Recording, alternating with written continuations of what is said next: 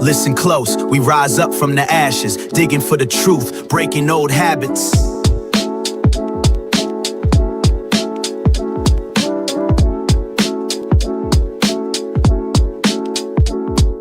We marching with the nesters, they laid the foundation, passed down revelation, sparked our motivation. In a world of facades, we peeling back the layers. Truth is the weapon that cuts through all the fakers. Phonets in our chest, reborn from deception. Eyes wide open, no room for misdirection. Every step we take, we honor the connection between past and present, forging our resurrection.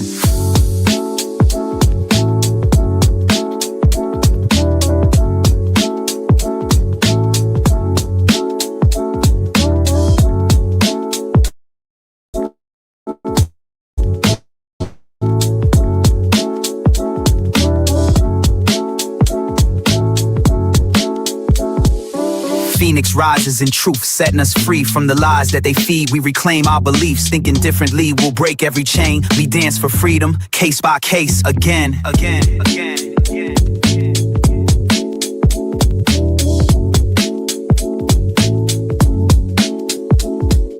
We cultivate vision, planting seeds of awareness, challenge the narrative, break out of the harness, digging deep for knowledge. Unearthing the hidden, our minds are the soil where the future is written. No longer confined by the scripts they prescribe. We write our own story, let the real one subscribe. One voice becomes many, together we rally. Freedom's not a concept, it's a move and a tally.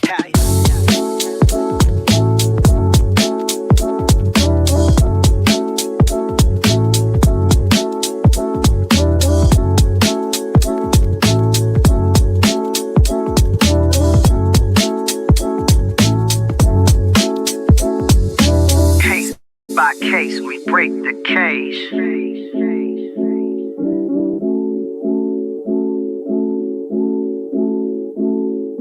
Dark by dark, we shift the stage.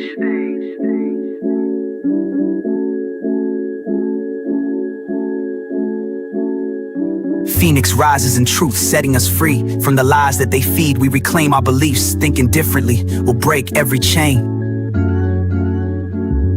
We dance for freedom, case by case, again.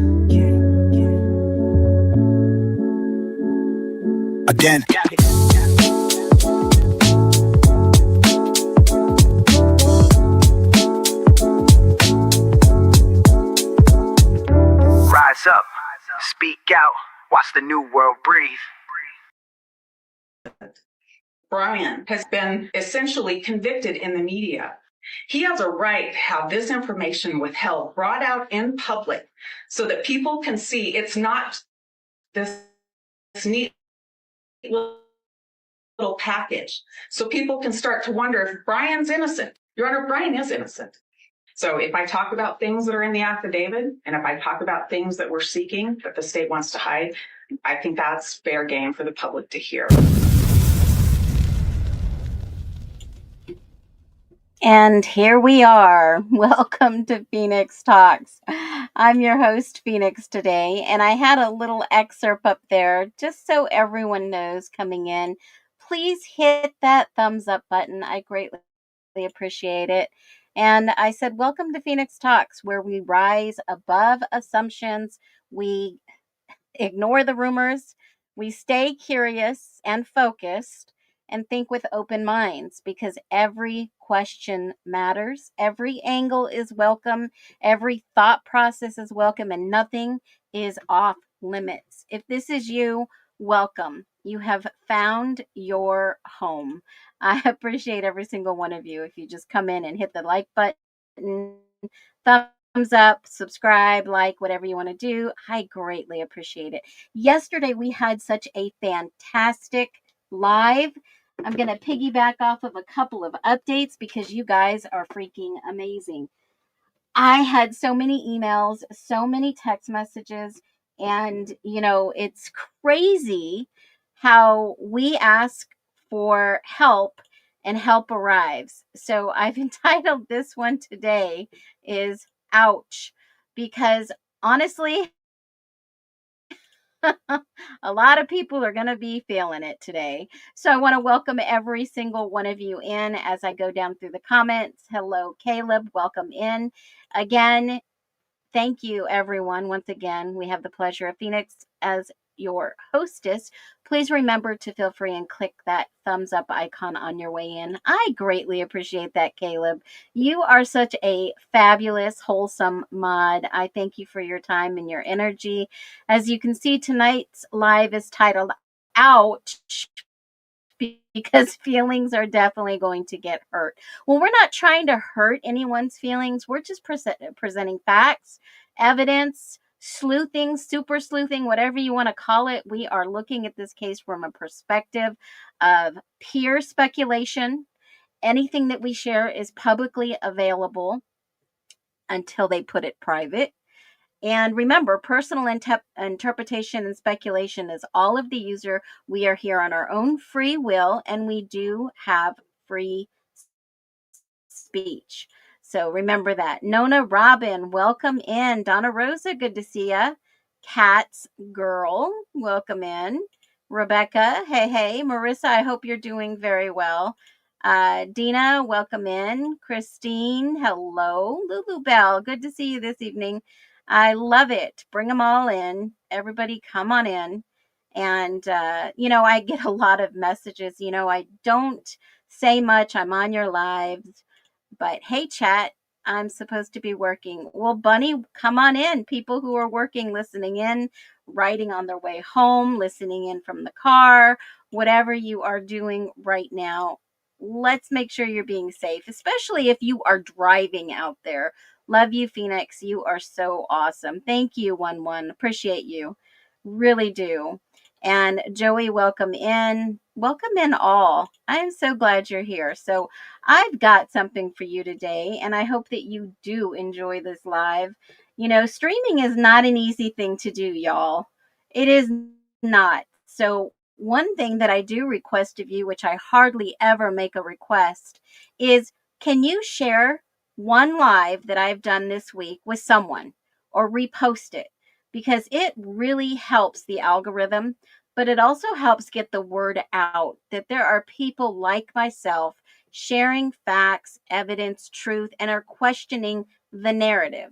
Like I said in my opening statement, if you are not questioning things, this may not be the live for you. I mean, honestly, how many of you have come to the stream thinking Brian Kohberger was 100% guilty and learning something new and questioning, wait a minute, what did I just read? What did I just see? What did I just hear? I mean, it's very interesting. And I've got a lot to bring you today. Lot. So, one thing I will say is there's a lot of grumbling out on the road, out on the streets of TikTok. I want some of your pumpkin muffins. Now you got me. They are delicious and they're so easy to make. Go to the Loaf and Home TikTok page or my YouTube. I do have a Loaf and Home. I just started that up and you can go and look at that. I called the bank today to figure out my online banking. I said to that woman, "Is your name Phoenix?" She sounded just like you. Oh my gosh. That is funny. No, I do not work at a bank. I don't know if I'd ever work at a bank, but no, I don't work at a bank.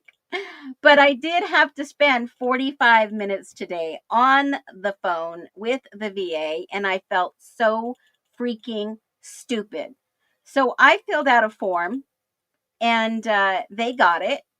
And the lady on the phone, I said, "Well, how long do you think this is going to take? Because, sometimes it's instant." And I said, "And sometimes it takes 2 weeks to a month. So what do you think?" She said, "Unfortunately, because of the shutdown, we are so far behind." And I didn't even think for 1 second that that they were affected. How ignorant of me to even assume that it didn't affect them. And I thought to myself, what was I even thinking? I was so embarrassed. And do you know the first lady who I talked to for almost 20 minutes? She understood what I was asking. And she said, "I just want to applaud you for being a parent of a special needs child slash adult legally."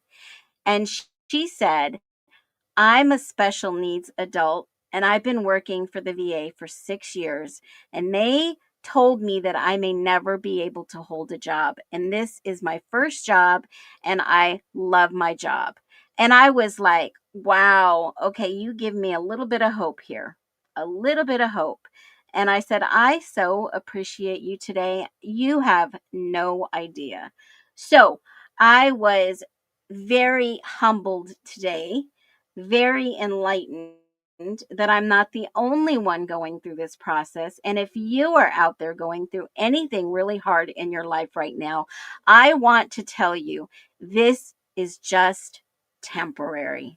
It is only temporary. This season will come to pass, and you'll look back and you'll think, wow, I was humbled, or I learned something new from this experience. Because I will tell you, it's going to hit the pocketbook, and I'm not going to be ready for that one. I really am not. So I don't know if you are aware, I am a veteran. I do have a son who just turned legally 18, but because he's still going through school and has special needs, there are special programs that he qualifies for.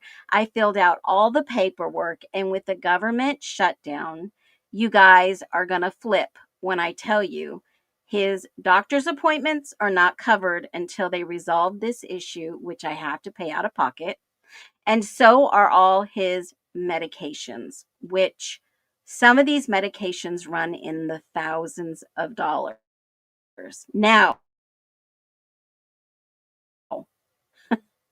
I don't know how I'm going to do it. By the grace of God, I know that everything will work out perfectly. I know that everything will work out. So when you think about the struggles that you're going through, you are not alone. And I just know that I'm going to look back on this experience and I'm going to be like, okay, it'll all work out.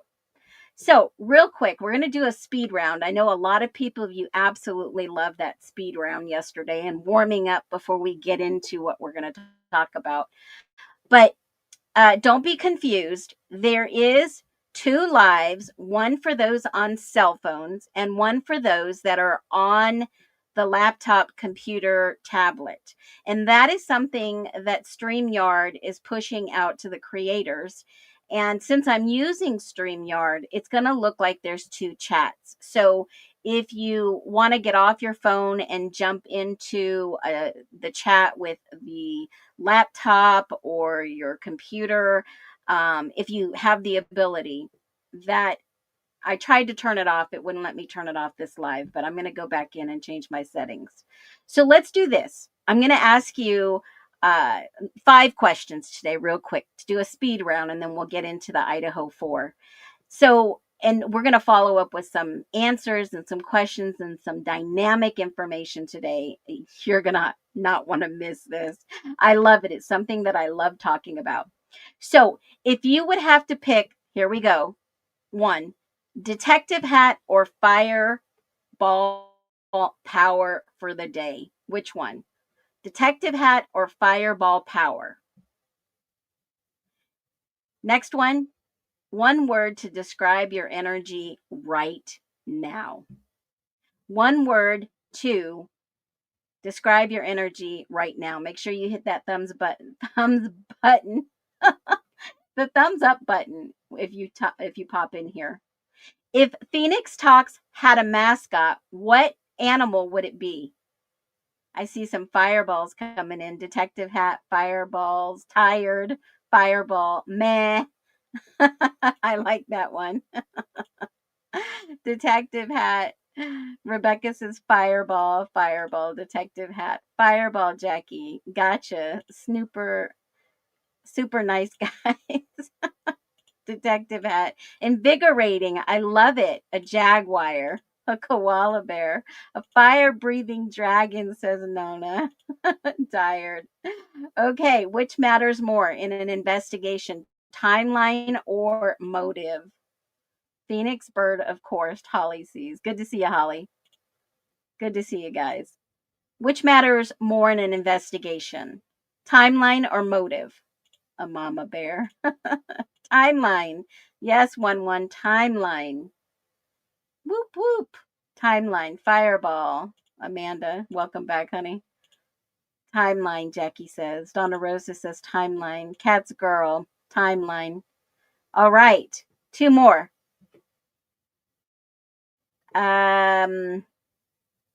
What's more telling, body language or digital footprints?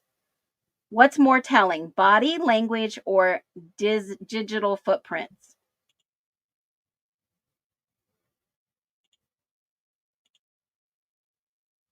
Yep, Fireball. What's up, everyone? Good to see you. Nobody's NBA. Body language. Body language. Body language. I would have to agree. Body language. Definite hat. Tired lion. Timeline. Digital footprint. I love that, Jennifer. Thanks for jumping in here. Body language. Nona says digital footprints. Body language. Wanting body language. Body language. All right, we got a lot of body language. Last one. What would you rather see? Timeline deep dive or witness video and audio? Timeline deep dive or witness recap? Witness audio video. Hey, good to see you. Fireball. Hope you're well. A different type of live tonight. No, we're getting into it. We're just starting a round of beginning. Timeline deep dive. Okay. Witness recap. Witness video and audio. Witness recap since the timeline sucks. Amanda, you got a valid point. Witness audio video. Both. Yeah, I would love both too. Both. Motive. Timeline deep dive. Timeline deep dive. All right. Well, we can get into a timeline deep dive, especially, and if you want to start it right now, Eric Gower. Remember the video that I shared with you the other day with Eric Gower?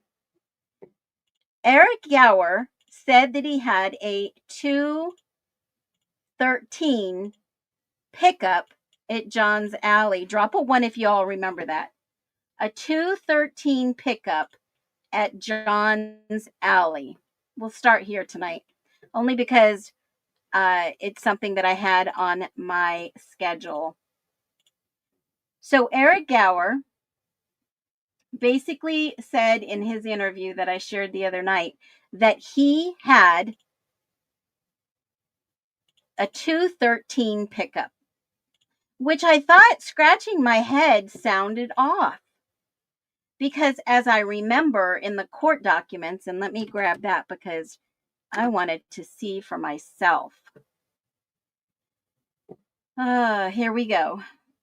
It was motion in limine text and 911 call. Here it is. Now, something that didn't sit right with me is 213, and I will, let me get the actual document right here and share this on my screen. This was the state's, let me see if this will pop in here. Here we go. Come on. Come on, share it, share it, share it. I don't know, it's not sharing, but here, I'll screenshot it and throw it up here. This was the state's reply to, let's see if it'll pop up. All right, cool. Here we go.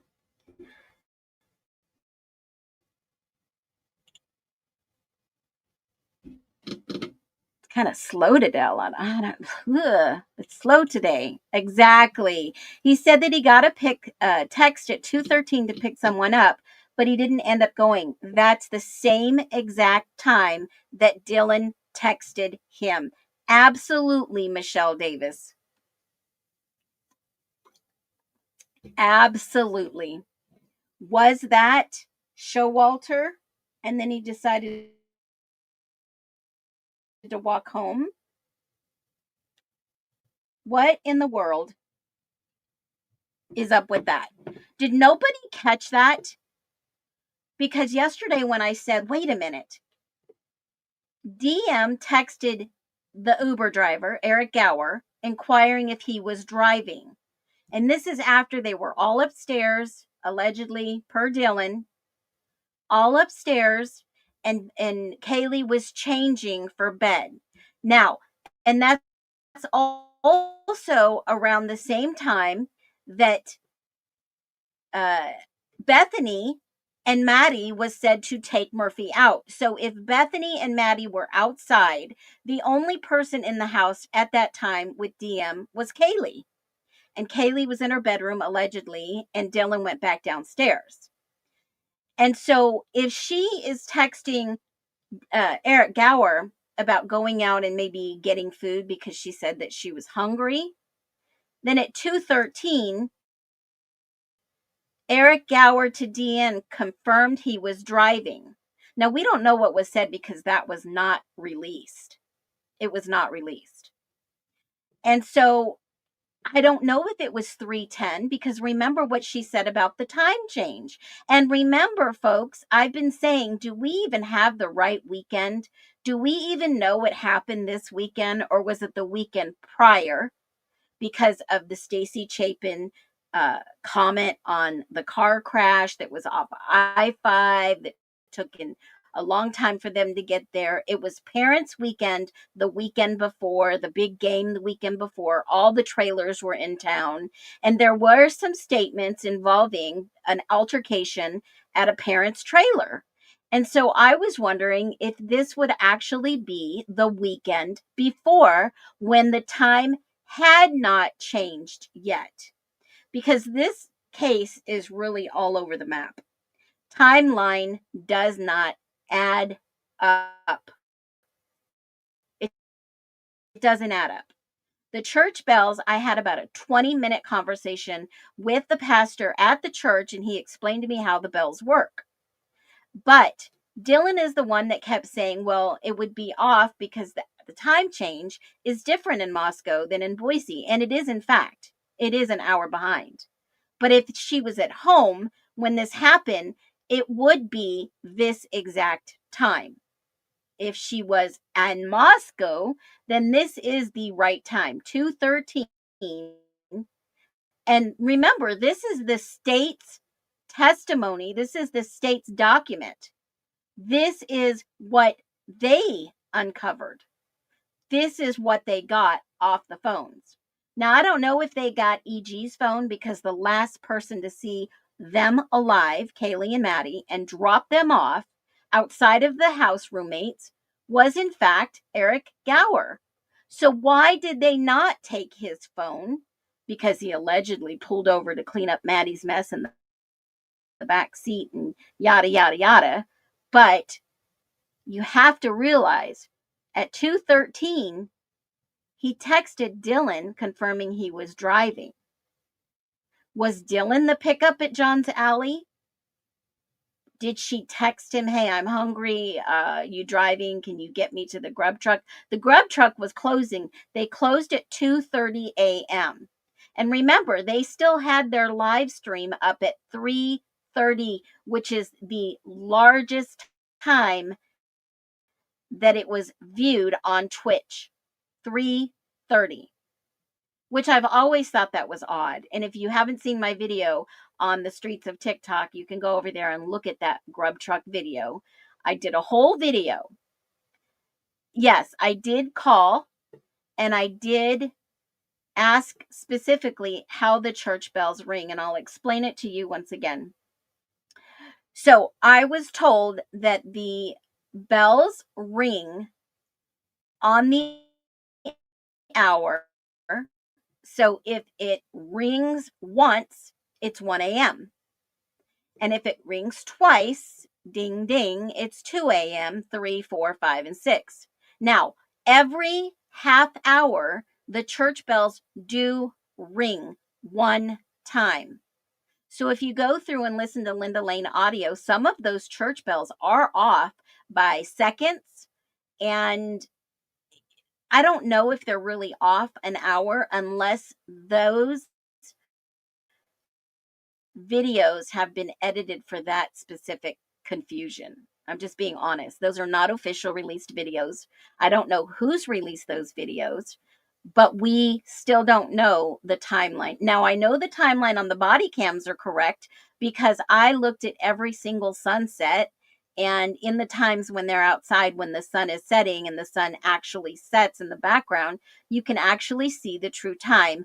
And those are the only videos that you can see the accurate time. So I don't know if those bells are correct or not, because who edited those Linda Lane videos? I think we can all agree that they were edited. Now, it's only the time that they stayed streaming. That is the only time. And you know what? Since we're talking about that, let me go grab my video, and I'm going to show you, because I called Twitch. Yes, I did. And I wanted to see if these numbers were correct. And they told me there's no way that anyone can actually alter these videos that are streamed. They can only edit, clip, or delete the videos. And it's kind of a long way down, so give me 1 second. You can delete them, you can clip them, you cannot edit the stats. You can only edit the stream.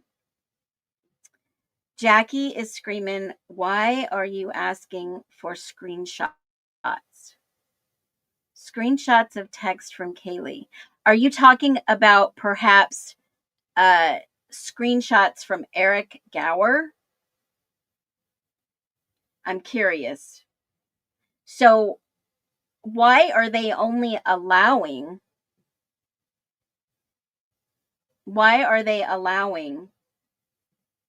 Eric Gower to send screenshots when in fact he was the last person to see them alive? The last person. The sunset was what I wanted DA to film. Ah, gotcha. Okay, so Tycoon, you can go back all the way to, the almanac, and you can see when the sun was setting. You can definitely do that. Let me see if I can find this TikTok video.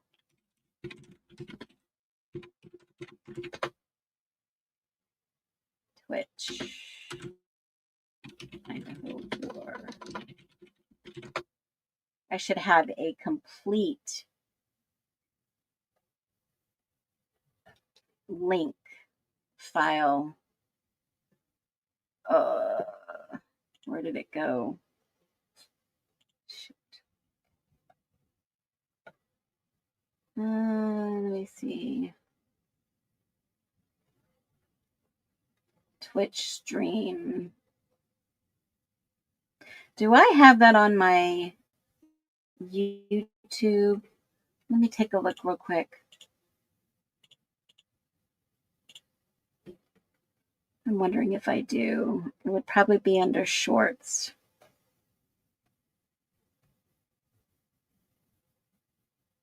It was just a quick stream about Twitch. Dang it, I hate when this happens.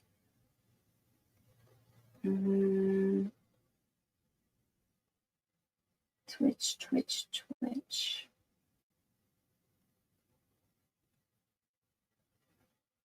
Okay, I'm about to screen.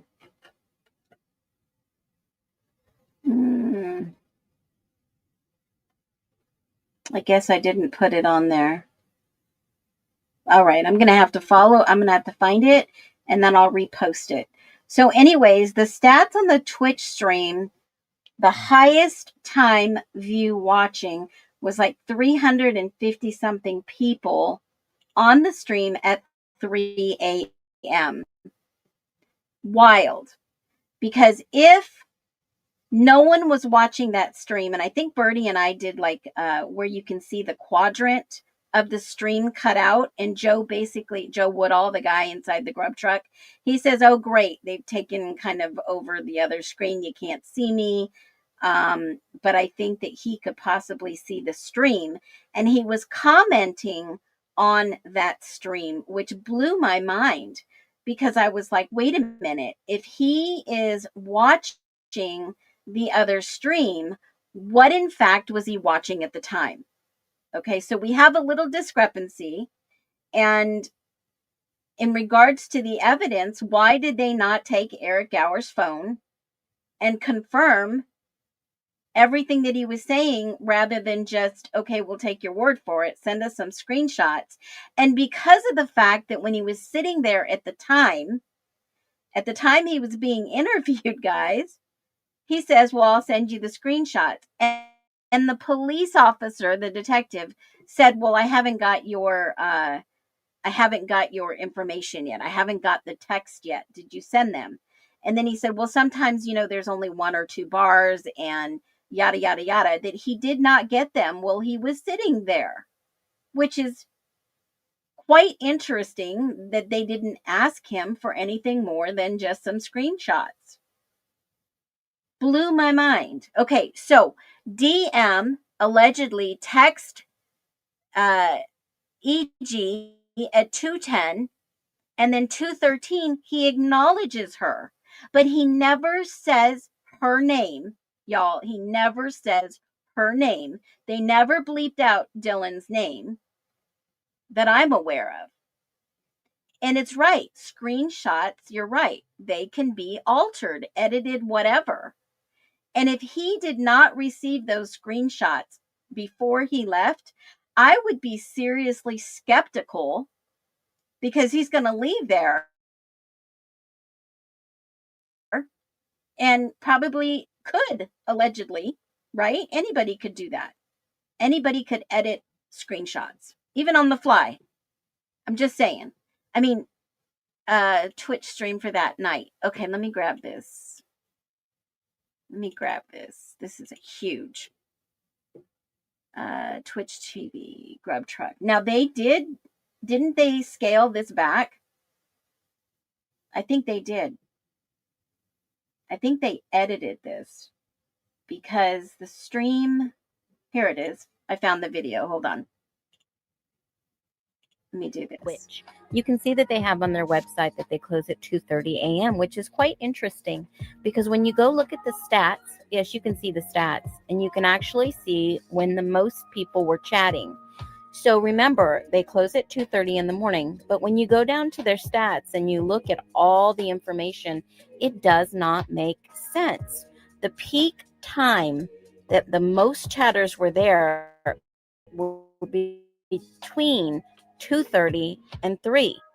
But wait, didn't they close at 2:30? But the stream was still going? And the amount of people chatting at that exact time, don't you think that's a little strange? I mean, it is to me, but maybe we're looking into something we probably should have never went down. But it is quite obvious that 283 chatters were available and 203 average during those times on a Saturday night when closed. What was that stream being used for then if they weren't open and they weren't recording and no one was at the truck eating? I don't know. Leave your drop your comments, leave your thoughts, and as always and every day, be well. Well, let's talk about this grub truck Twitch.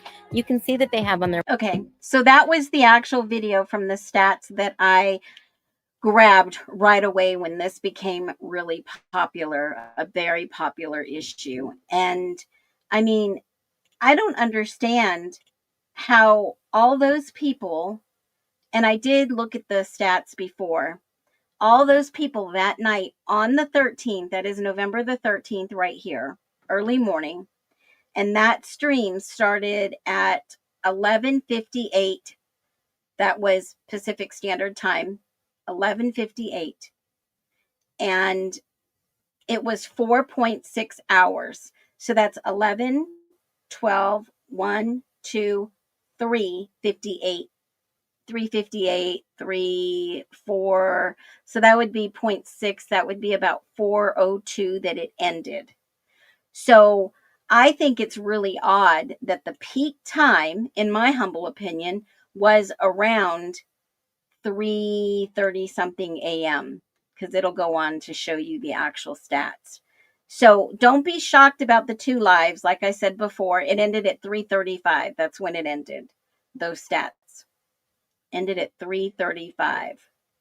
So the biggest follower gain was right around that 2, between, I would probably say between 2 a.m. and 2:30-ish, somewhere around there, which is kind of really weird. Yeah, the Carbonaro effect. And it tells you at 3:30 a.m. how many viewers were watching the grub truck when it was actually closed. And, I hear this comment a lot. Totally hear that. The secret ingredient, it was peanut butter. It was peanut butter. Okay, so don't be confused, beautiful broken woman. There are 2 streams going on. It's something with stream, like I explained in the beginning. And if you want to join on your tablet or your phone, it just gives you 2 options. It's a different layout. And I will throw the comments on the stage so that other people can actually see your comments. And that. So let's get into this. I know we talked a little bit about yesterday, Eric Gower. We reviewed that video, follow-up questions. And then one more thing that I wanted to share is this ouch. Okay. So we talked a little bit about the shoes that Johnson was wearing, Hunter Johnson. And the only thing, I looked everywhere for shoes, guys. I saw all kinds of different shoes. People were saying that Dylan was wearing Doc Martens, or, Ethan wore Doc Martens, and it could have been somebody running up and down Doc Martens, this and that. So I looked everywhere. And this is factually where I know a lot of people are still confused. This is actually where Emily and Josie were living at the time, right in this house that is their backyard faces 1122, backyard, side yard, whatever you want to say. Okay. This is the 118, public information. And this is the house that had the security camera with the stairs up it. That's 1112. And if you look at this picture, you can actually see Frat Row in the background. You can actually see the whites a little bit, and then the other apartments that are over there. This is not Photoshop. This is a publicly available picture. You can go out and look on it on Instagram. But there is something else. The only thing that I came to the conclusion is that, a lot of people were saying those shoes look a little small for Hunter's feet. Where were his shoes? Now, if Hunter was staying right at this house with Emily, there's not a long distance to go to get to 1122. You walk out that front door, right out this front door, and you walk to the side. It's probably less than 50, I would say 50 yards away from their backyard to the 1122 backyard. Okay. But the only thing that I found that was very interesting was this one video that Xana was in and Emily Allant was in. And she is the only one that I came close to feet pictures. Like, I've been looking all over, right? Not that I wanted to, but I was just very curious in feet pictures, okay? Because I wanted to see who was wearing what. And this is the closest that I got, and you can watch the video. There's no sound, by the way.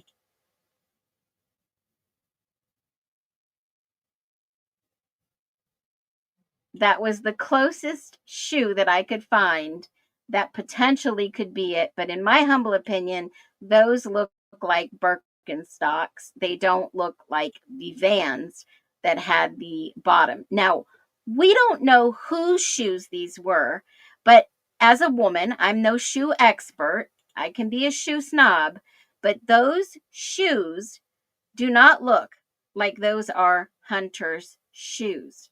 Now, we know that in many of the interviews, the detectives asked people to roll up their sleeves, looked at their arms, looked at their hands, said they were good to go, and potentially didn't have any marks on themselves. And a lot of people were cleared very quickly because if you notice the detectives, they did ask Eric Gower to lift to let me see your hands and let me see your arms because they were looking for someone who factually was injured at the scene of the crime. They were actually looking for somebody who was injured. So let me go back through some of these comments. Yeah, they should have disclosed that they were actually that it was in pasta. They could die from allergic reaction. Absolutely. Did the cops lug the grub truck container? Now, somebody asked me about this. I don't see it in evidence. Now, mind you, in my humble opinion, there are thousands of pages of reports missing. There are thousands of pictures that are missing. They didn't give us the whole documents. I don't think they ever will. And in my humble opinion, in an investigation like this, I'm sure that there are a lot more things that are missing. A lot more things. I did get a message back from the laboratory. I did get a uh, very lengthy email from the laboratory after I requested what I did.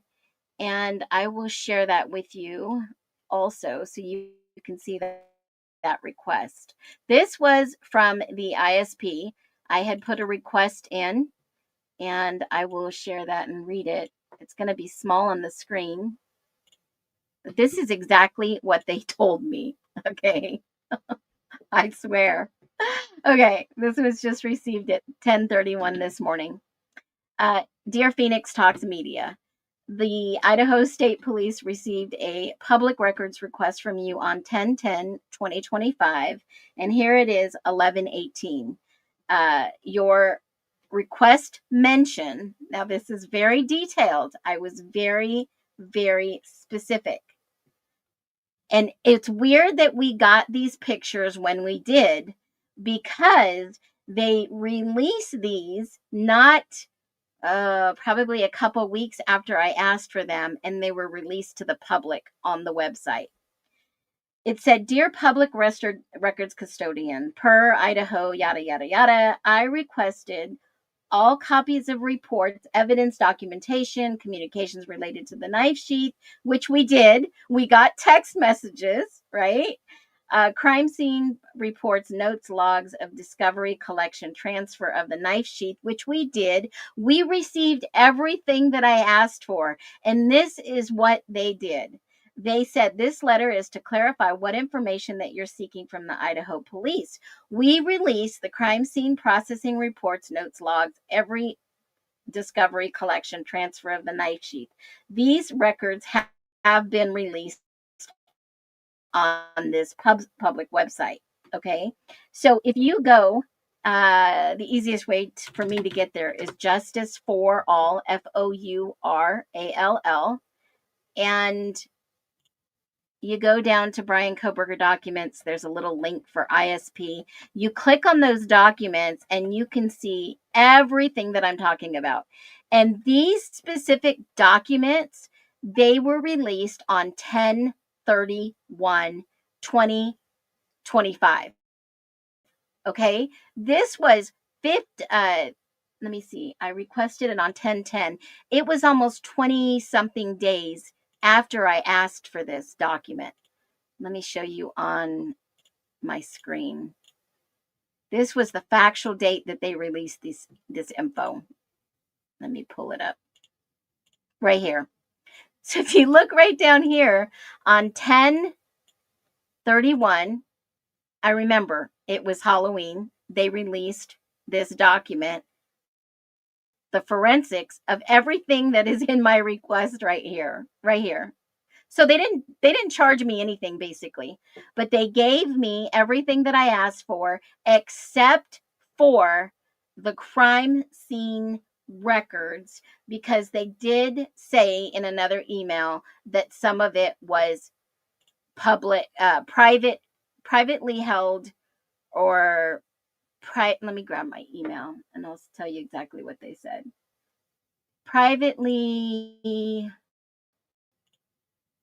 clarification.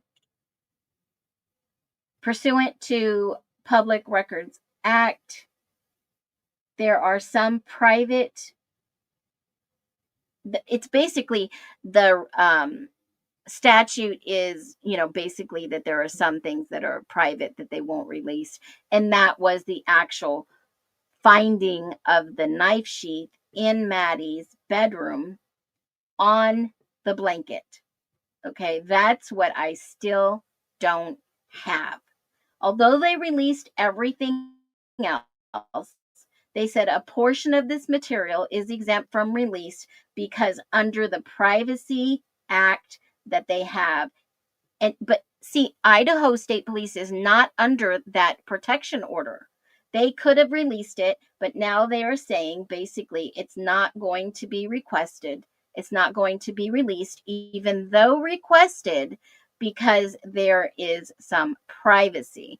But they did give us everything else that I requested.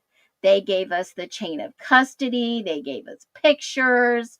They gave us the forensic documents. They gave her a text of the actual FBI sending it that his DNA was not on. There was no DNA on the, well, there was no, how did he say it? There was no DNA on the sheath. That's how it was said. The text messages said there was no prints found on the sheath, just the DNA. No fingerprints, but just DNA. Now, let me ask you, if they could not find any fingerprints of his on the little snap, no fingerprints on the sheath, how could he have unsnapped or put that sheath on or carry it? How could he, the person who did this, and I'm not saying it was Kohberger, I'm just saying, how could this unaliver, this murderer, this killer, open the snap without touching the sheath? I mean, is that possible? I don't have a weapon like this. I believe in concealed carry. If you've got a permit, I open carry. I also have a purse. I have a permit. I'm not opposed to using my Second Amendment rights, but you got to know how to use it and when to use it. But they did give us the chain of custody. They did. But remember, it was not valid. The lab manager noted that they got the package, but it wasn't sealed. The package wasn't labeled and it wasn't sealed. So they put a label on it and they sealed it. I remember that specific document. I believe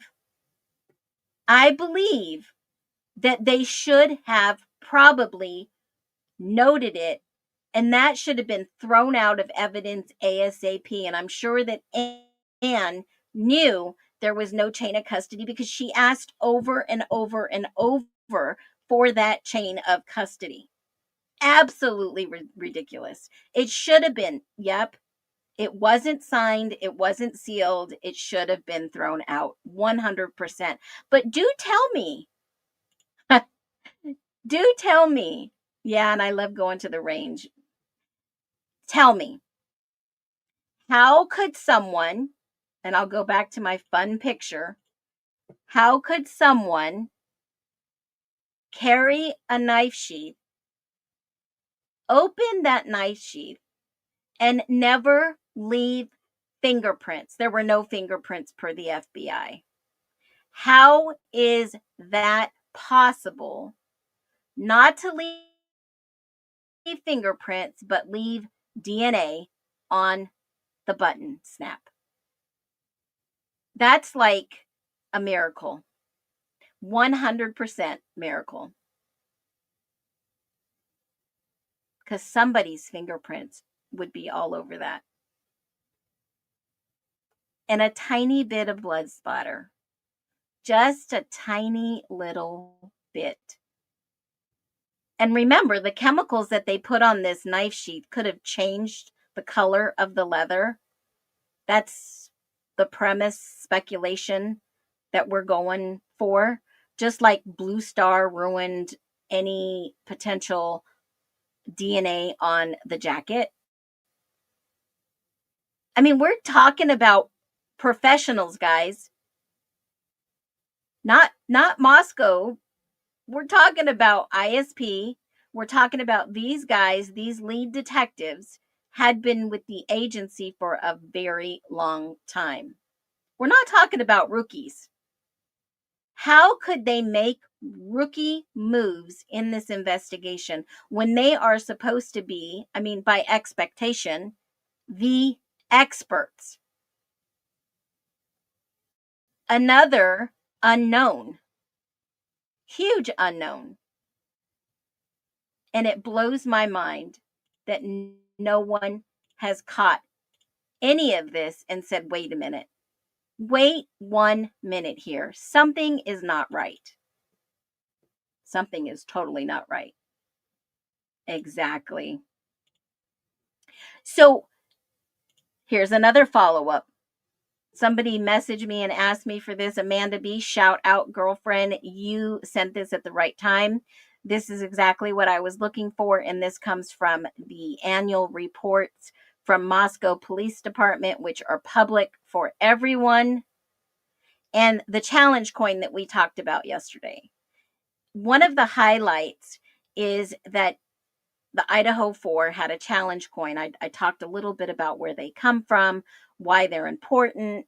And this is what was said in the Moscow Annual Police Report. Throughout the year, our department remained under a non-dissemination order, which was by the court regarding the incident of the Idaho 4, the quadruple homicides. Encouragingly, our community has started the long process of healing, which has boosted by significant events that took place over the last year. A grand jury indictment obtained in May by the Latah County Prosecutor's Office, a challenge coin designed by our department to commemorate the 1-year anniversary of the homicides, and the donation of the King Street residence in December. Wild. And that was from them specifically. Now, these challenge coins are really interesting because they not only signify the camaraderie, right?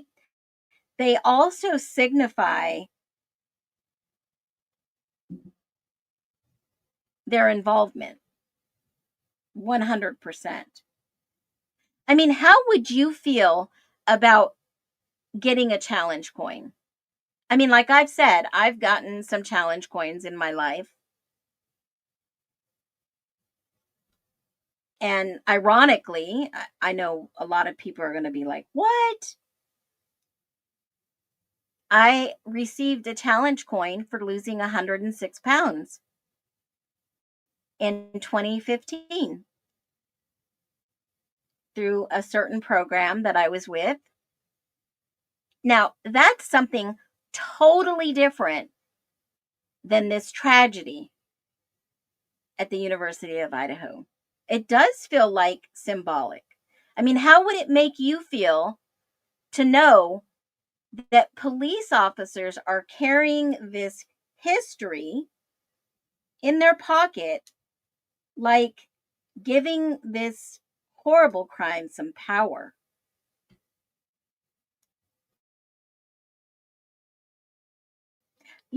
a lot of people are saying money grab. They were looking for money. I mean, looking for a payday, a bag, all that stuff in this case. And they made foundations and all this kind of stuff. I agree. I mean, I was a little shocked to see some of these,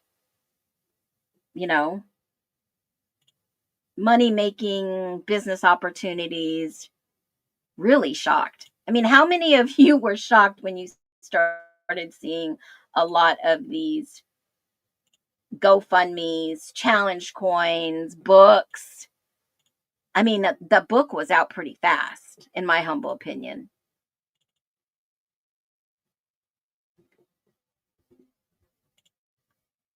I've given some challenge coins out for my means that you are a close friend or a family officer. Shh. I sent you a little fireball. I got that fireball. I am on fire over here. Trophies is a great word to sum it up. Yep. Look at the tulip industry. Yep. I used to buy tulips online and have them shipped. I don't think I'll be doing that anymore after reading about the tulip industry. And I love tulips. Yep. Tattoos. Yep. They got tattoos. Bottle rockets is disgusting. Taser. Green made a lot on his book on the crisis of, $9 trillion? 1, 2, 3. That's crazy. Wow. 9 billion.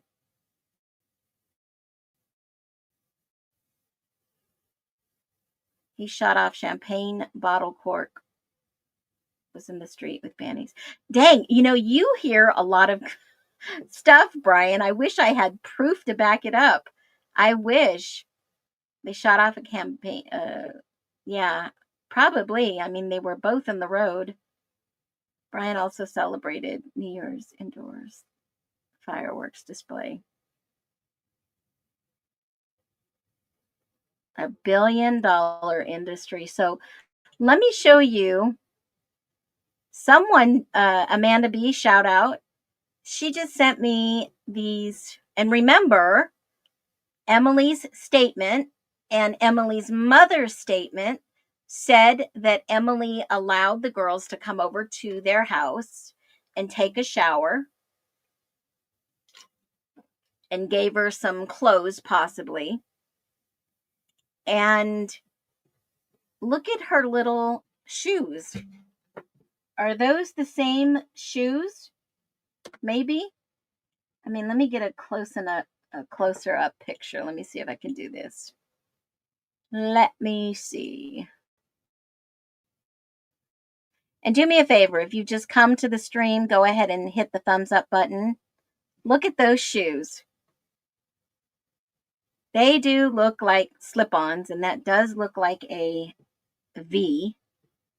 I mean, it is a blurry picture, but it does look like that might be the same shoes, maybe, that Hunter Johnson was wearing. And I wonder if they, you know what, let me go to that interview and let me see if they are small when she's walking into that interview.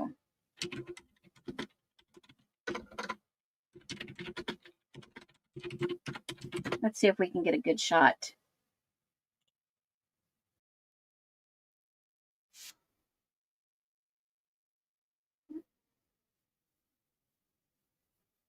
Okay, hold on one second. I got an idea. Let's do this. Let me share this with you. Let's look at her move her feet. Let's do that. Hold on. Let's see. A police interview of surviving how it helped the investigation on early in the book.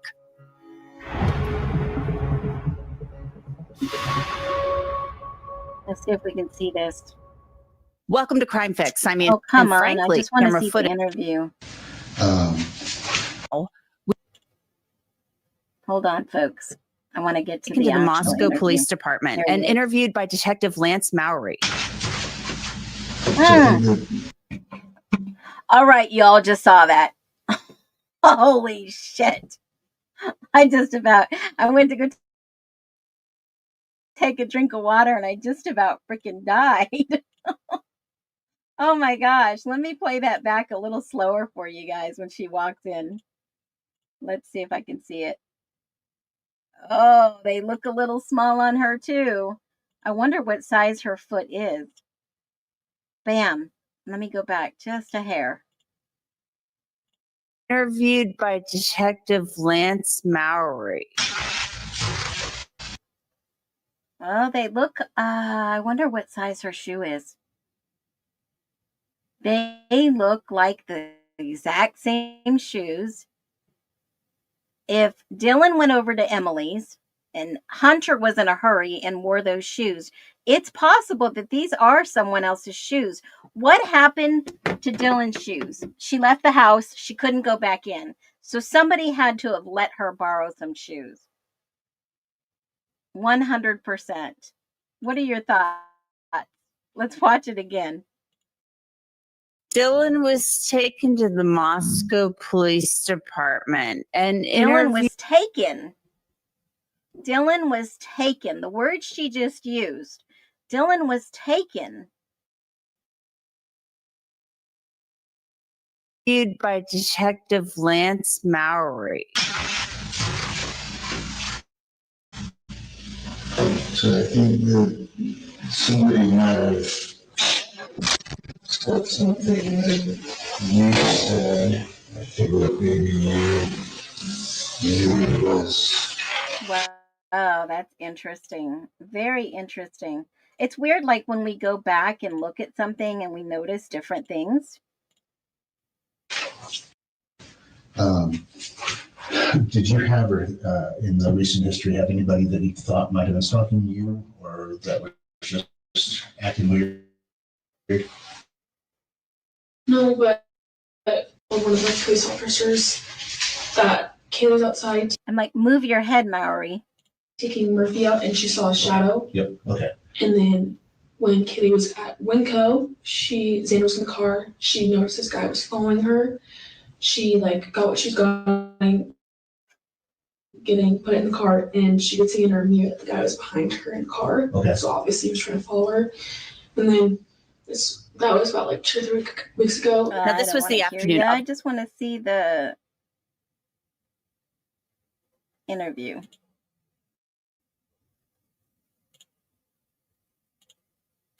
Those have got to be the same ones. Obviously, yes, the door is broken, but that could also be something else as well. With the front door? Yeah. Okay. Did you ever find the back slider open or anything? Is that usually locked? What's the condition? I mean, we're pretty good at locking it. I don't think we locked it last night. And it sounds like the code's fairly well known to the front door by people. I mean, only people that know us, random people would not know. But Okay. Right. Yeah. Because Hunter said he knew it. Yeah, he does. Obviously knew it because it sounded like she was going to move in with you guys, possibly. Doesn't sound like he knew it. Mm-hmm. Okay. Did Kaylee ever say anything or report that weirdness to anybody else other than you guys? No, because I mean, you can't. There's no proof, Right. I can't really do anything about it. So I'm trying to watch her feet movement. I'm trying to see a very clear picture, but Mowry won't move his freaking head. Let me see if I can get a better picture. Well, that was pretty good. Hold on. There. Okay, bam, right there. That's a pretty good picture. Right there. All right. So, yeah. So we know that per Emily's mom, Emily, they let him come over and take a shower. So possibly these are someone's shoes. Highly possible. What do y'all think? Should we take a poll? Maybe that these are, in fact, the shoes. I mean, it's a great percentage, and we're just speculating, of course, but it's a high percentage that perhaps these could be the shoes that Hunter may have been wearing. and he let her use them, but looked too small on his feet. Very interesting. Totally interesting. So if you are new to my chat, new to the stream, we think very openly, very question orientated. So when you think, I'm going to say yes, that those are the same shoes. They definitely came from Emily. They came from somebody within that friend circle. I agree. Why did the neighbor say that Emily and Hunter left at 3 a.m.? I don't know. I honestly do not know the answer to that. I've read that in the witness reports. I don't know. I would have to say they most definitely, more than likely not, to be from this friend group. Hunter also said that he left, home, had it in his hand, and he was talking to the cops outside 2 a.m. Well, they said that they left his phone at home and Emily left hers in the car, which totally odd. Totally odd. Why would he be wearing those sandals? Did he spend the night? I don't know. Great freaking questions. And this is why I love you guys. You guys ask the best questions. Freaking awesome. So let me do this. Well, I leave you reeling with this one question about these shoes. Ouch. And they are possibly Vans with the diamond shaped pattern that was a latent print, which is just a partial print. Dylan had big feet. Well, so did Hunter. Y'all, Hunter had big feet. I mean, how big do you think his foot could have been? I'll show you some pictures and then you tell me how big this guy's foot is. Because I looked all over when someone said, oh, you know, so and so wore Doc Martens. I didn't see in any pictures Ethan wear any Doc Martens. I saw a lot of the girls in their friend group wearing them. So how big do you think? Look at the size of Hunter's shoes. Look at that size of that shoe. What size do you think he wears? In my humble opinion, it almost looks like a 13, 14. I mean, he's got huge feet, y'all. I think that's bigger than a 12, honestly. I mean, let me ask ChatGPT what size they think those shoes are. Let's see. I'm curious. Like I said, I'm no shoe expert, but what size do you think these shoes are? And yes, I was awarded in the military speed typing. Okay, so hold on one second. Based, I can't determine their high top sneakers. Likely men's. They would range anywhere between 9 and 12.5. So maybe you're right, Les. Maybe it is 12 or 12 plus, but it looks about 13 to me. 12 and a half, 13. Just an approximation based on proportion, stance, and shoe style. They asked if I had a full body view scale, a reference object, a ruler. No, that ain't gonna happen. Okay.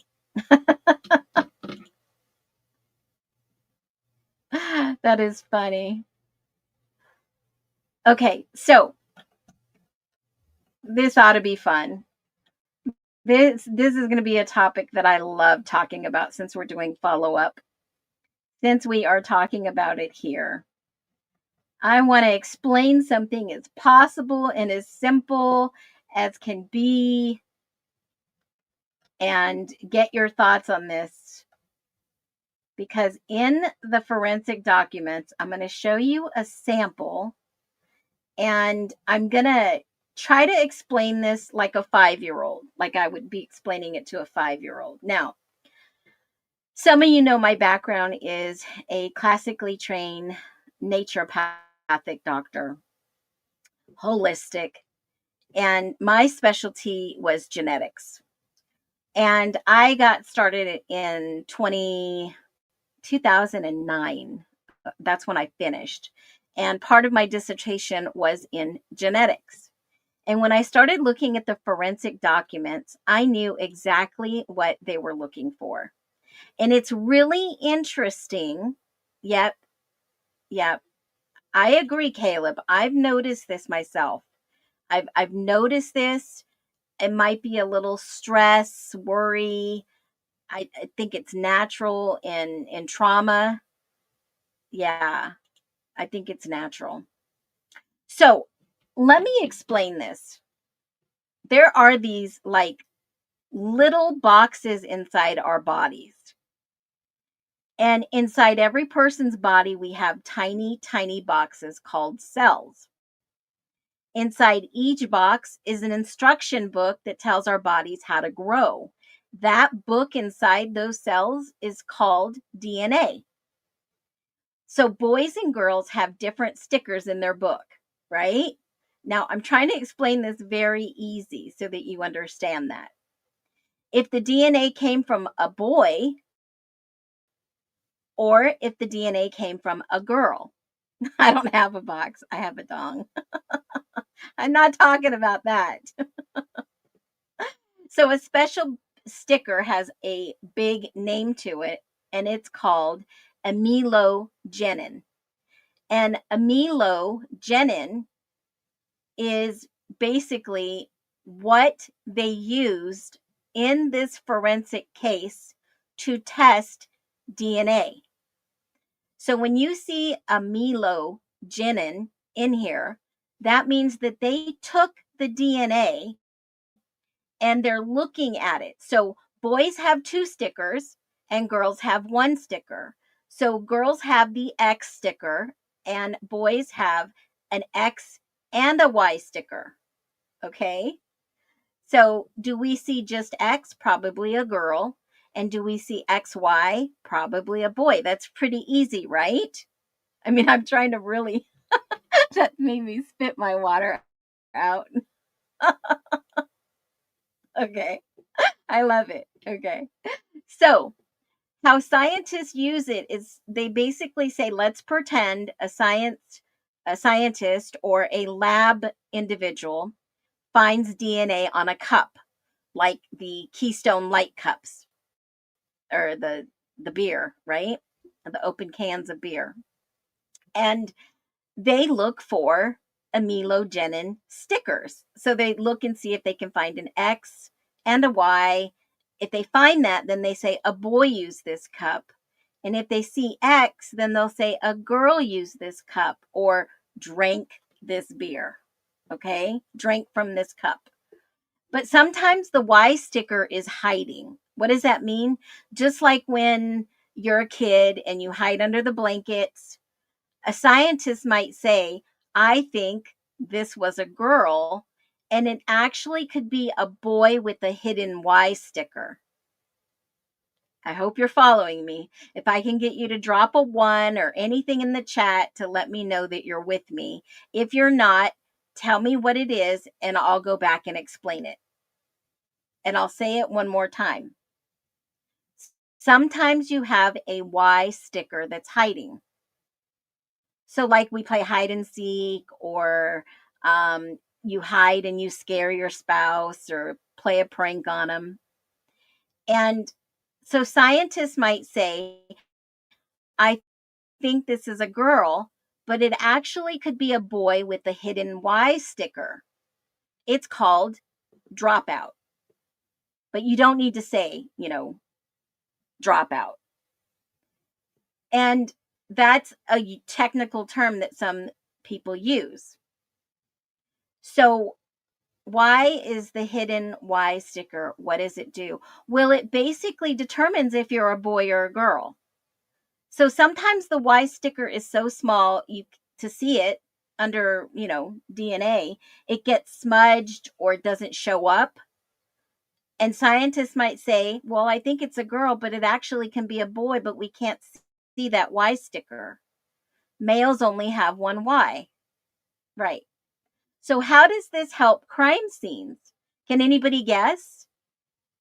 Drop it in the chat. I'm going to put you guys right on the spot while I take a drink of water. So at a crime scene, why would that be so important? What could it be? Where did my water jug go? Dang it. So think about it.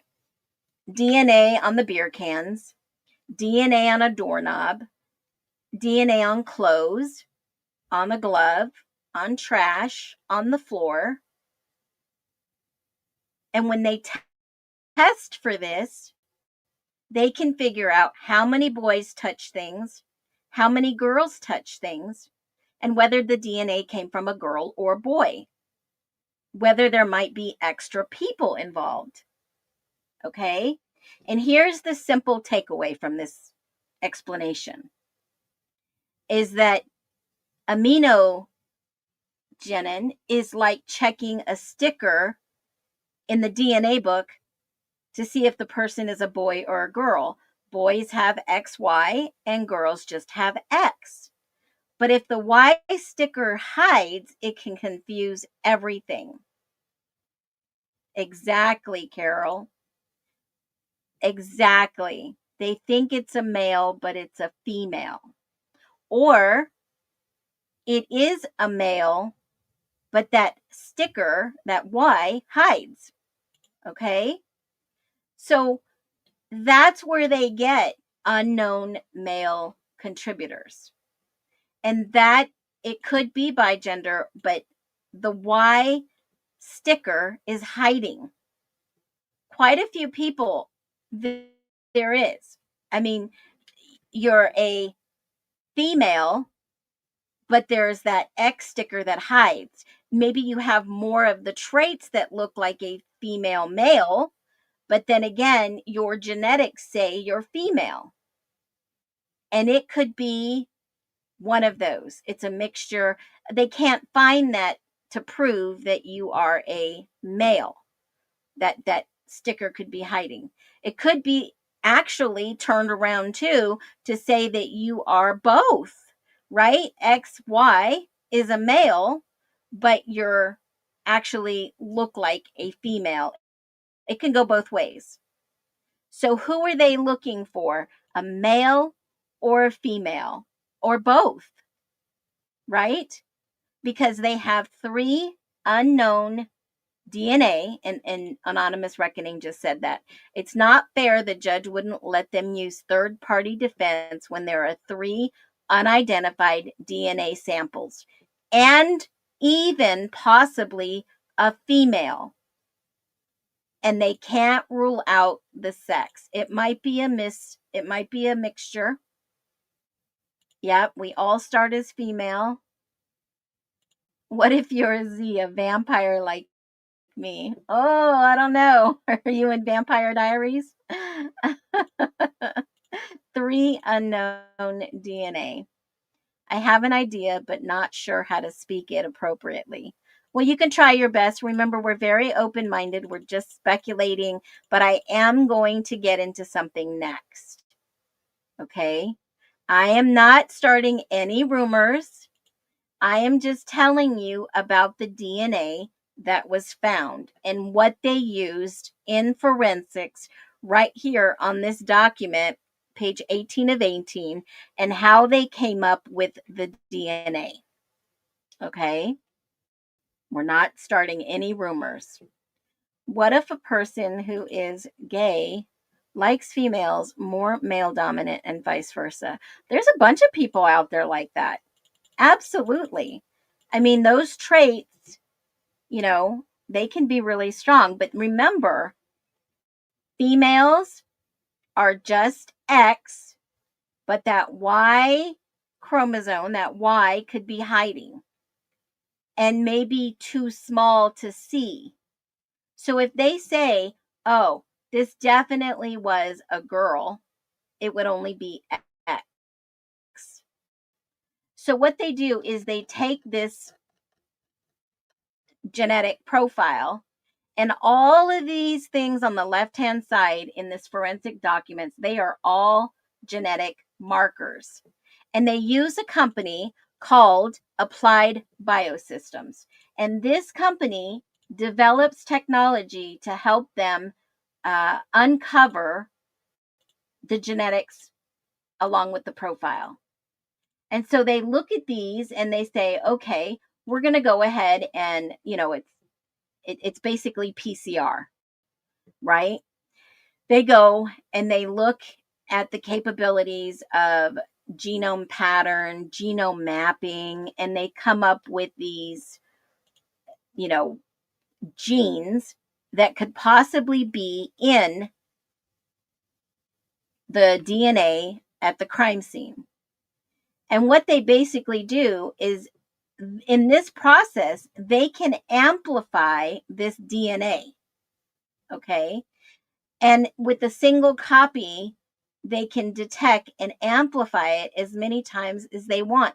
Now, the more you amplify DNA, the more likely that your DNA may look like my DNA, the more that my DNA may look like yours. And then it's like a base DNA.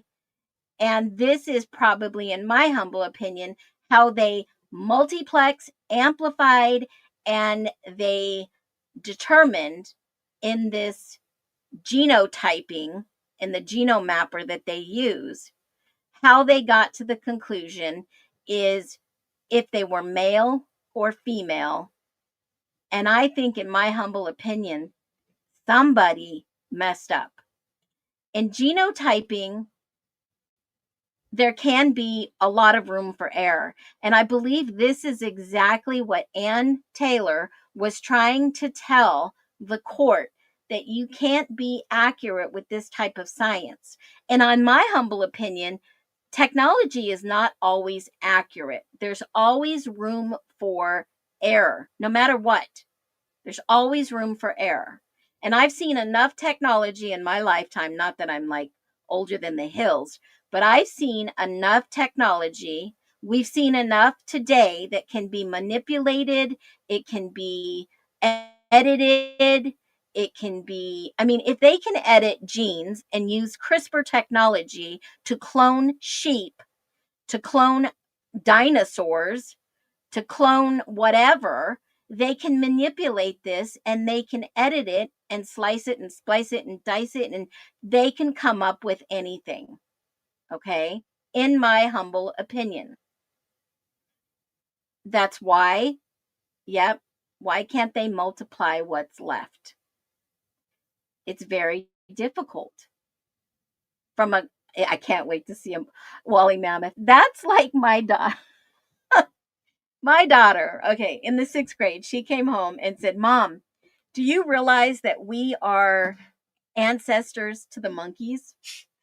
And I look at her and I think she's lost her mind. This is before I pulled them out of public school and sent them to private, then homeschooled them. I told her, you mean dinosaurs aren't real? Haha, Amanda. Okay. I specifically told her, when was the last time in her 11 years that she saw a monkey turn into a human? Oh, the principal and I had it out. We had it freaking out.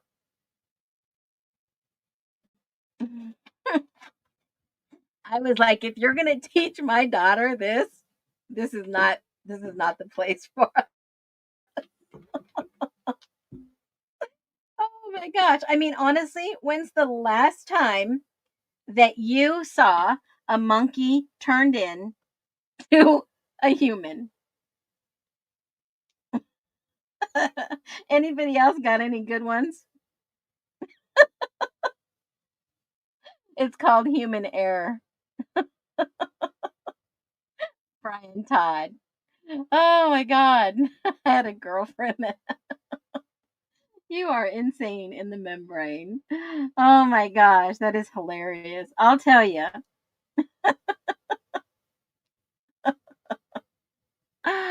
Oh my gosh, you guys are funny as heck tonight. You are on a roll. I love it. But when you think about it, how did they amplify this DNA to make it apparently fit the narrative is beyond me without getting any prints on that knife sheath. I mean, if you really thought about it, well, not seen monkeys, but I have seen a man. And your superpower is what? Bro, you win this chat today. It's a dome. Come on, everybody knows it's a dome, Les. We didn't evolve from monkeys? No way. You guys are hilarious. Les, oh my gosh, I'm in a goofy mood. I hear you. Sometimes we just have to laugh at some of the stuff that we've been fed.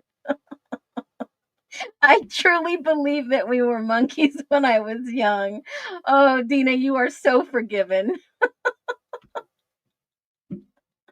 People are now using the term Idaho axe.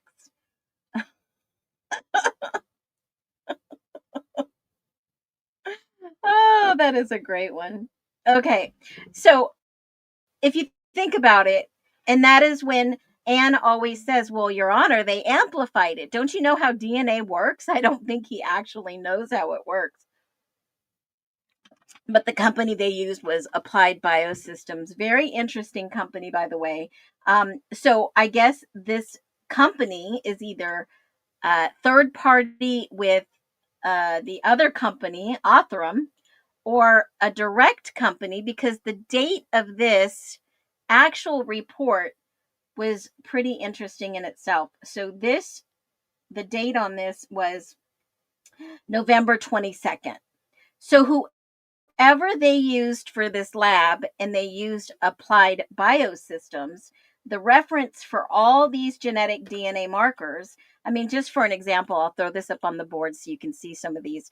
They use major genetic markers along with the tooth enamel. That is basically what, and I forgot to say this, that is basically what that genome marker is. Amo, ugh, can't say it. You guys are making me laugh so much. All right. So the DNA is actually from tooth enamel. Okay. And now I don't understand. It's a protein involved in tooth enamel formation. So, it's two alleles. Everybody has two alleles, and they differ in size. DNA testing can tell if both of them are present or not present. And that's how they build. It's built into most forensic DNA kits, like STR kits. There's 3 on the market that are Global Filer, Identifiler, and PowerPlex. Those are the 3 that they use. And it can tell DNA at its peak, if it's male, female, X, and a mixture of both in various proportions, which is very rare, but it does exist. And so some males naturally lack this, and so that's called the dropout, the Y chromosome. So if they have a low little tiny bit of DNA on there, they can actually trace it. And if they said it was male, then they had enough DNA. So I know when they get into it and they say Othram had a lot of DNA to go by, they probably did, because they identified it as a male, but not necessarily Brian.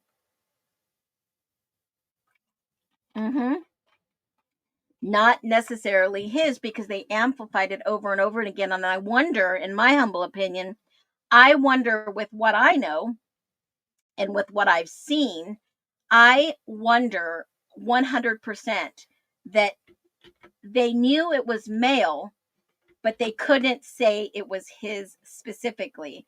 And the unknown male is the one that they're looking for. That there were 3 CODIS hits, but why were they ruled out? Why did they not go get those 3? Did they go talk to those 3? And if those 3 were anywhere DNA in that house, why were they not arrested? Why were they not questioned? Why did they not put that into a PCA, into a grand jury on those other individuals that hit CODIS? And how did their DNA get there? That's the one I want to know. That's the one that matters. So, these DNA markers that you see right here, like the D3S1358, those are just short tandem repeat on chromosome 3. Everybody has 2 alleles in your body, one from your mom, one from your dad. So genetic, obviously, it's they're just codes for certain things that happen in your body. And I'm trying to explain it very, very easy. And some of these are huge to determine what kind of possibly health issues you may or may not have based on genetics, because you pass that down mother through father, etc. So, some of the things that I talk about are kind of off the wall, some things that, I'm not going by the narrative. I'm trying to keep it light, and I'm trying to tell you that the genome testing that they did, in my humble opinion, was not legit. If they truly had the DNA of the suspect and it mapped into CODIS, where are those individuals that it mapped to? I mean, they redacted it out, blocked it out. There's big X blocks. You don't see them. And it doesn't fit this timeline. So when did this crime actually happen? Timeline is important in the DNA, because the story that we've been fed is this is Brian Kohberger's DNA. Period. And for a fact that we've been fed a line of BS when they do a post conference and say they cannot connect him to this. They tried really hard to connect him. I agree the genome testing was not legit. It was done too quickly. They did it on the 22nd. I think they had to come up with someone. I think they knew by the 22nd that who was involved. I really do. Plot twist. Do I have a plot twist? I can go back right to my little chart that I made a long time ago. If you guys remember this fancy little chart, these were the people that they were looking at who, in fact, were mentioned, involved, victim, or witness. Right there. Victims, involved, mentioned, and witness. And I think this document inside the Moscow Police Department tells us the real story. Now, I don't know why they stopped looking in Boise, because we do know that that's where eventually this investigation took them. And all of a sudden, they did a 360. Total 100% 360, look the other way, had to figure out who they were going to take as the patsy or the fall guy, in my humble opinion, because we know every single step of the way, Ann Taylor fought for Brian Kohberger's factual innocence. Now, one thing that I found very interesting, I'm going to share with you real quick before we go today. Have you guys heard, and now I've been following this for a little while, a long while actually. Have you guys heard about Garth Brooks? Have you guys heard about this story? Listen to this. Hold on. Let me get the audio. There's a girl that is going to college. She's on her way back to college. She stops at a rest stop. Now, Richard said he doesn't know if they were at the rest stop, but she drives and she pulls over and stops at the rest stop. She gets something to eat at the convenience store. She goes back to her car. Witnesses tell the police that they specifically saw her speaking with a guy that was connected somehow. Either they said either the driver or somehow connected with a group of semis. They saw her talking with this person, and then she disappeared. Her vehicle remained there. the description that was given of the man that she was speaking to was 6 foot tall, in his early 30s, with dark brown hair. That fits Garth to a T. From 40 feet away, 50 feet away, in the middle of a parking lot. So what happens is her mother, the following day, she never gets a phone call from her daughter. She never showed up at the university. She calls I don't know if it was, I'm not sure which highway patrol. She calls them. They go there. They immediately find her vehicle. That's when they question the witnesses. They look for her. They can't find her. About a week later, her body is found on a separate interstate in another state that is on the route of Garth's tour at a third location. So he had to travel this road where he may have stopped at the rest stop, may have picked her up, plays a concert tour, goes to another concert tour, and then goes to the third concert. And during the course of going there on the interstate, the body is found, just discarded right off the side of the road. Okay, so a little bit backstory behind this, guys, and I have to just give a We're like disclaimer. Lizzo. We're like Lizzo. When she posts a picture of herself, all 800 pounds, and she's like, Okay. Sorry, I had to throw in a disclaimer there. The story behind Garth Brooks' murder conspiracy is a mix, obviously, of internet speculation, social media jokes, and baseless theories. It all began with a joke on the Your Mom's House podcast. And, the host joked about Garth Brooks being a sociopath and possibly a serial killer. And his fans kept asking, where are the bodies, G? And the conspiracy gained traction as people connected to Brooks' tour dates and missing persons reports. However, obviously, these claims are largely based on coincidence, no solid proof. Legal experts have dismissed these rumors, and they say that they are unfounded, and Garth Brooks has not been linked to any murder cases.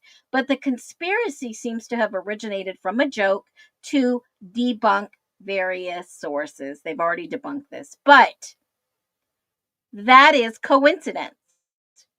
I don't believe in coincidences, but even though this story is out there, social media, internet, etc., just like Brian Kohberger, they already have people and they already convinced people that he was the murderer, just like they are trying to say Garth Brooks is, because he has bushy eyebrows or because of this or because of that, or he was in the area. That is totally unfounded. Now, here's what I find really odd. What if the guy is following Garth Brooks' tour, doing this to make it look like Garth is doing this? Now, wouldn't be that easy? That would be some scary stuff. Okay? That would be some scary stuff. Imagine this happening to Brian Kohberger. Imagining someone set him up. Oh, is that even possible? It could be possible, but then again, ouch. It could be someone else that has the real story. I guess we'll just have to wait to see what happens tomorrow on Phoenix Talks, where things can get a little spicy around here because we are very open-minded, we are very curious, and we think with open minds, because every question matters, every angle matters, and nothing is off limits. Even the funny jokes that we had tonight, guys. If this is you, you found your home. Welcome home. We might get a little spicy, we might get a little mean, but we are always honest. So leave a lot of love in the chat for the mods tonight. I really appreciate every single one of you that have spent your time with me the last hour and 40 minutes. I'll be back tomorrow at 4 p.m. Mountain Standard Time. Make sure you hit that like and subscribe and hit the thumbs up button on the way out. Love you all. Be well.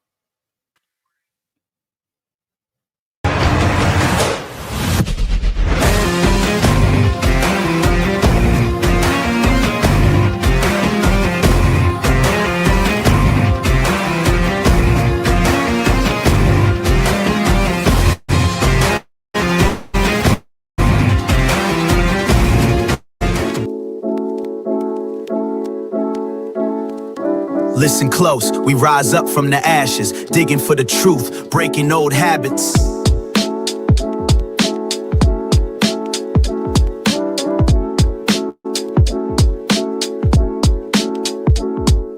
We marching with the nesters, they laid the foundation, passed down revelation, sparked our motivation in a world of facades. We peeling back the layers. Truth is the weapon that cuts through all the fakers. Phonets in our chest, reborn from deception. Eyes wide open, no room for misdirection. Every step we take, we honor the connection between past and present, forging our resurrection.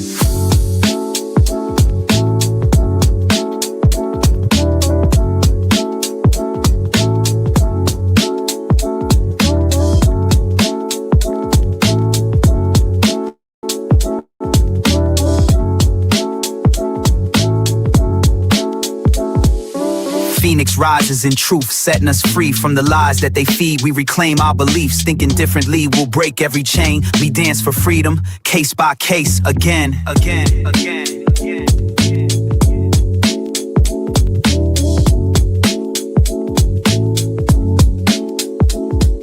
We cultivate vision, planting seeds of awareness, challenge the narrative, break out of the harness, digging deep for knowledge, unearthing the hidden. Our minds are the soil where the future is written, no longer confined by the scripts they prescribe. We write our own story, let the real one subscribe. One voice becomes many, together we rally. Freedom's not a concept, it's a move and a tally.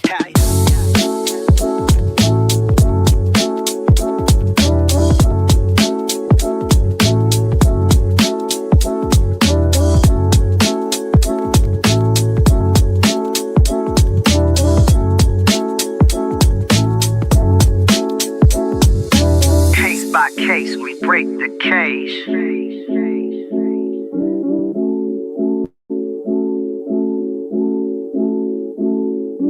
Dog by dog, we shift the stage.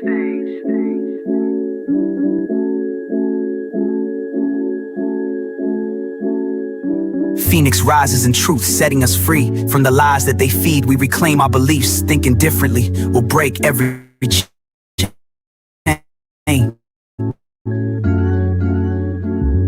We dance for freedom, case by case, again.